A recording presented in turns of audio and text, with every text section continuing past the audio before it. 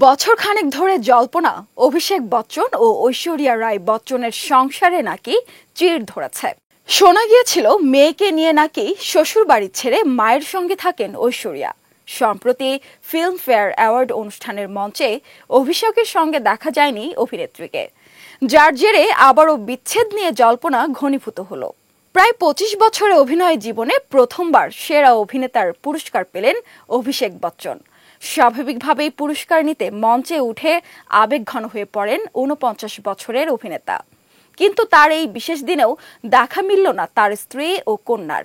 যদিও অনুষ্ঠানে হাজির ছিলেন মা জয়া বচ্চন, দিদি শ্বেতা বচ্চন ও ভাগ্নি নব্যা নভেলি নন্দা। মঞ্চে পুরস্কার নিতে উঠে স্ত্রী ও কন্যার কথা উল্লেখ করেন অভিনেতা। শুধু তাই নয়, এই পুরস্কার বাবা অমিতাভ বচ্চন ও মেয়ে আরাধ্যাকে উৎসর্গ করেন অভিষেক। কিন্তু সঙ্গীর এমন এক বিশেষ দিনেও এলেন না ঐশ্বরিয়া। তাহলে কি সত্যিই সম্পর্কে ভাঙন ধরেছে?